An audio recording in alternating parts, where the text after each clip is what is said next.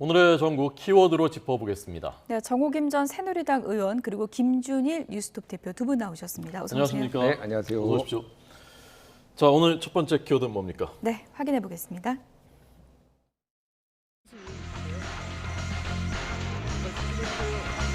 회용이 있었다는 얘기가 많은데 그거에 대해서 좀 말씀 좀 해주세요. 정보에 공개되지는 않습니다.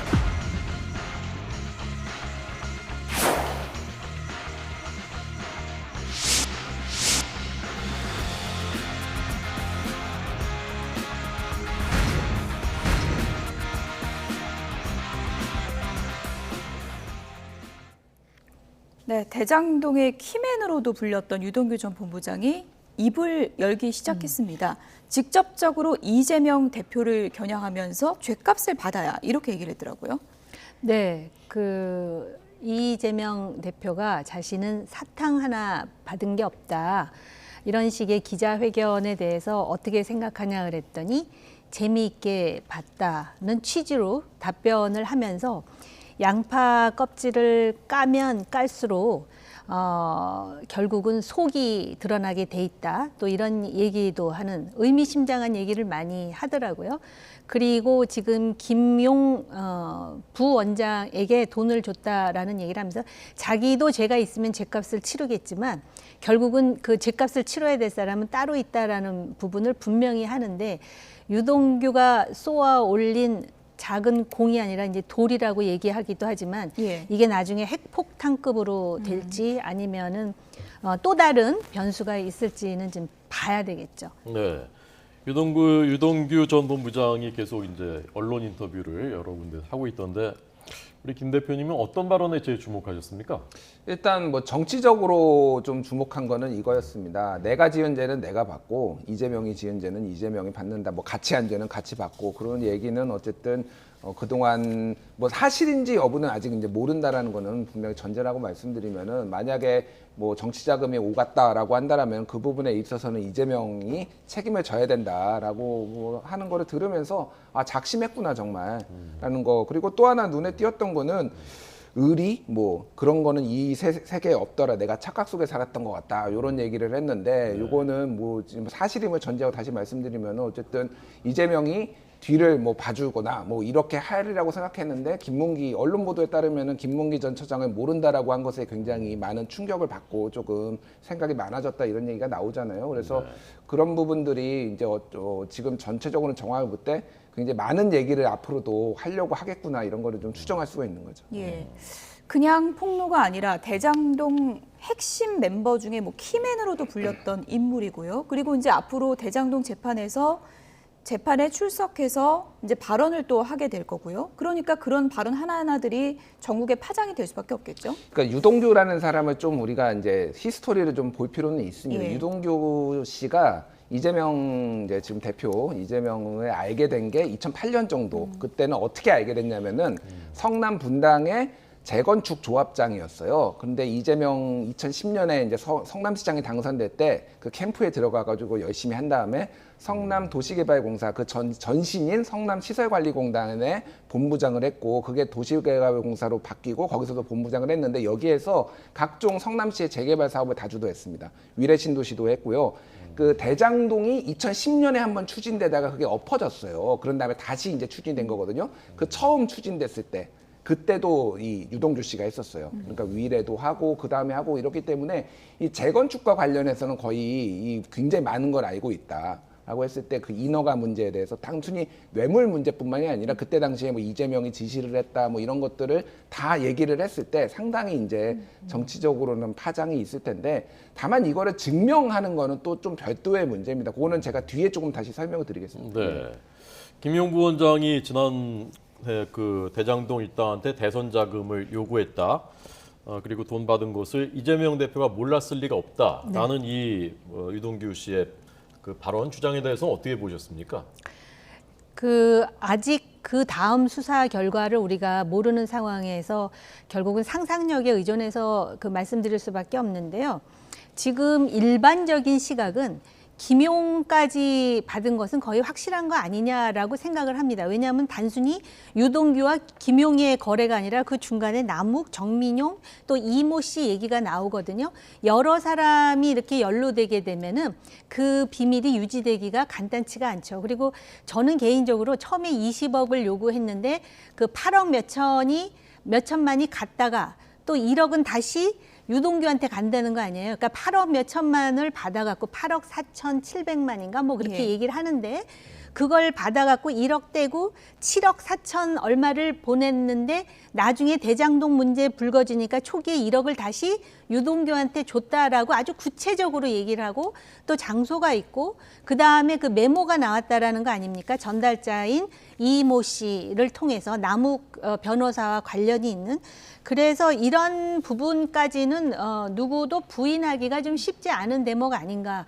근데 이제 검찰 입장에서는 그러면은 김용까지 간 돈이 정말 선거에 쓰였느냐, 이재명 대표가 알고 있느냐, 이 부분을 이제 확인해야 될 그런 그 과제가 남아 있는 것인데 이미 민주당 내에 몇몇 의원들이 무슨 얘기를 하냐면은 설사 김용까지 돈이 가더라도 예. 그게 이재명까지 간 것이라고 할 수는 없지 않느냐라는 얘기가 솔솔 나오는 걸로 봐서는 지금 전략적으로 그렇게 끊어낼 가능성이 있다. 그러니까 1차 방어선은 이제 무너졌고요. 유동규가 키맨이라 그랬는데 지금 유동규의 입에서 나오는 거는 정진상, 김용 얘기만 나오거든요. 그러니까 2차 방어막인데 이 마지노선이 뚫리느냐 안 뚫리느냐에 따라서 이재명이라는 정치인의 그 사활이 지금 걸려 있는 게 아닌가 이런 생각을 할 수도 있는데 예. 그런데 이재명 대표 스스로가 과거에 자신의 측근 왼팔 오른팔 하면 김용이나 정진상 정도는 돼야 되지 않느냐 예. 이런 말을 했기 때문에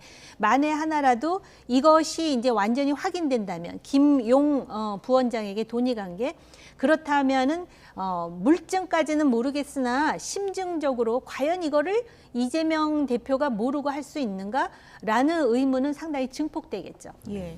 입증은 다른 문제라고 아까 지적을 하셨는데 네. 어떤 부분 때문에 그런가요? 그러니까 일단 김용 씨가 어떤 사람인지를 좀 설명을 드릴게요. 아까 전에 유동규는 재건축 조합장이었어요. 그리고 김용은 리모델링 조합장이었습니다. 그러니까 둘이 사실 시작은 비슷했어요. 근데 김용 같은 경우에는 2010년에 성남 시의원을 하고요. 2014년에 성남 시의원을 재선을 하고요. 그런 다음에 경기도로 들어가서 경기도 대변인을 하고 캠프에서 조직 부본부장 뭐 이런 것들을 합니다. 그래서 한마디로 얘기하면은 정치인으로 변신했어요. 예.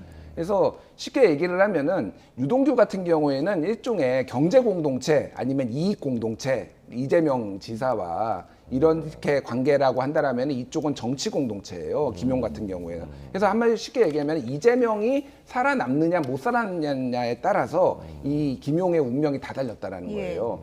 그러니까 지금 아까 전에 정호금 의원님이 말씀하셨듯이 실제 뭐 선거 자금 쓰였는지 안 쓰였는지 모르겠으나 만약에 김용이 지금 만약에 돈 흐름을 완전히 검찰이 파악을 못했다라고 한다라면은 진술에 의존해야 되거든요. 그럼 김용이 입을 벌려야 돼. 유동규까지 입을 벌린 것까지는 오케이. 근데 김용이 이재명의 지시로 내가 이렇게 했다라는 거를 말을 해야지만 이게 이재명 대표까지 영향을 받는데 김용은 사실은 지금 그동안의 이력이나 이걸 봤을 때 그럴 가능성이 높지 않다라는 거예요. 만에 하나 설령 이재명 대표가 연관이 있더라도 입을 벌리지 않을 가능성이 본인이 안고 갈 가능성이 왜냐면 말씀드렸듯이 정치 공동체고 이재명이 죽으면 아무것도 아닌 사람이 되기 예. 때문에 오히려 본인이 몇 년 살다가 이재명의 재기를 바랄 가능성도 있는 거예요. 그러니까 그 부분은 상당히 변수가 될 것이다라고 말씀을 드리겠고 검찰이 지금 어디까지 수사가 됐는지 모르겠으나 일반적으로 이럴 때 검찰이 어떤 식으로 수사를 하냐면은 5만 원짜리 현금으로 다 받았을 거 아니에요. 예. 그러면 남욱이 인출을 했잖아요. 은행에다 기록이 남습니다. 이 돈에 대해서는 1년 번호가 대체적으로 남아요. 그러면 이 사람이 받은 다음에 다시 언젠가 그 은행으로 들어가잖아요. 그러면 그 1년 번호가 8억 정도 되면은 전체는 아니더라도 일부는 확인이 예. 됩니다. 그러면은 역추적을 하는 거예요. 이 돈은 누구한테서 입금을 한 건가? 역추적을 하다 보면은 이게 캠프에서 나왔다. 라는 거를 지금 파고 있을 거예요. 제가 추정컨대 이게 만약에 나오면은 그냥 게임 끝입니다.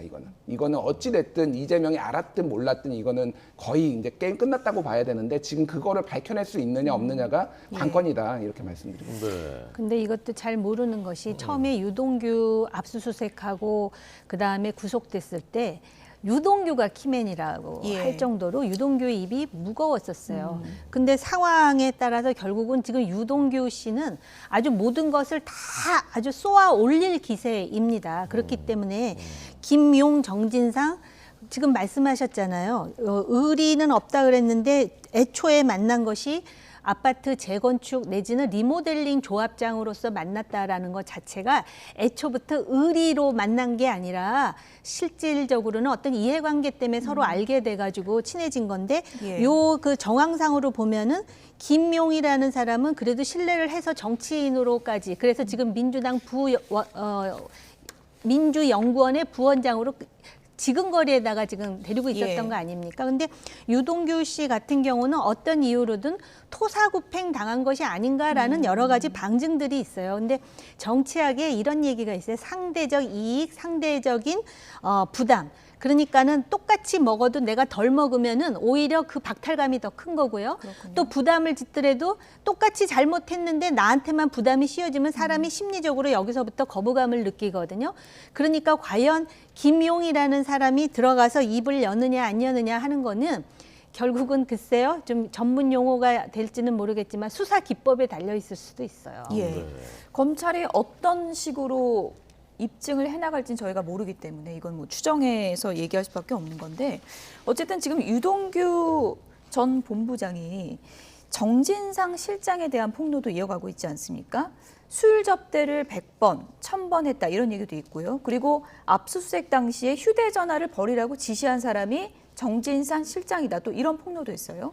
뭐 100번, 1000번인지는 모르겠으나 예. 뭐 어느 정도 그 그룹들이 있다라면은 유동규가 본격적으로 좀 이 소위 말해서 이너 서클에서 멀어지기 시작하기 전이라면은 충분히 뭐 그랬을 가능성은 있죠. 그게 뭐 얼마나 비싼 건지 뭐 소주 3만 원짜리인지 뭐 룸사롱인지는 저도 모르겠습니다. 예. 근데 이제 그만큼 가까운 사이였다라는 걸 강조한 것 같고 그 휴대전화 버리라고 한 예. 거는 전에 보면 알겠지만은 유동규가 구속되기 전에 체포되기 전에 정진상 실장하고 통화를 했다라는 거는 어느 정도 나왔잖아요. 그러니까 직전에는 아니더라도 그 좀 전에 그러니까 그런 부분들은 충분히 유출할 수가 있는데 다만 여기 이것도 이제 정치적인 상황하고 다르게 정진상이 이거에 대해서 무슨 법으로 문제가 되려면은 검찰이 훨씬 더 정밀하게 들여다봐야 되는 거죠. 그러니까 완전히 증언이 확 빼도 박도 못할 증언이 나오거나 아니면은 돈이 오간 이런 거를 잡아내야 되는데 예. 거기까지 지금 검찰이 수사를 했는지 여부는 제가 잘 모르겠습니다. 어쨌든 포위망을 좁혀가는 그 길에서 정진상 실장을 또 겨냥할 가능성도 높다. 이런 분석이 많은 거죠. 충분히 그럴 수 있는데 다만 예. 정진상의 롤하고 김용의 롤하고 이 이재명 캠프 내에서는 조금 달랐어요. 그러니까 정진상이 조금 더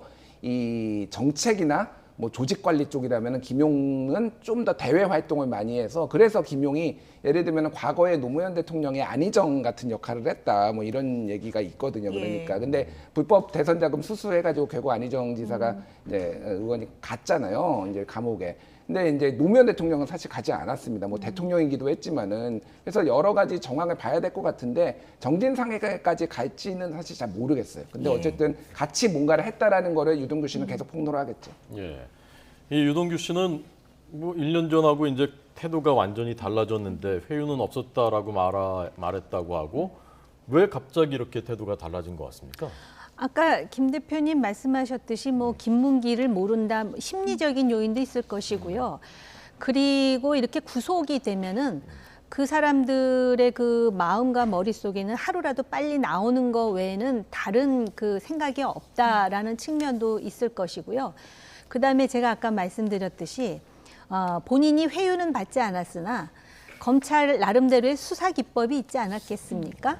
그러다 보니까는 왜 요번에 추가 구속이 안 됐느냐 뭐 이런 여러 가지 그 이제 이의를 민주당에서 제기하던데 어찌 됐든 무슨 뭐 과거처럼 무슨 뭐 고문을 해가지고 하는 것도 아니고 수사 기법으로 해가지고 본인이 지금 그 입을 열기 시작했다면 대중들 입장에서는 과연 진실이 무엇인지 그 진실을 찾아가는 것에 대해서 굉장히 관심이 높아질 수밖에 없고요. 이런 뇌물이라든지 정치 자금과 관련돼 가지고는 증거도 중요하지만 진술의 일관성이 굉장히 중요하다고 하더라고요. 예. 그리고 이 사건 같은 경우는 1대1이 아니고 지금 그 소위 행위자들이 여럿이 나타나요. 그리고 녹취록은 여전히 있지 않습니까? 애초에 녹취록에 보면은 그분이라는 말이 나와요.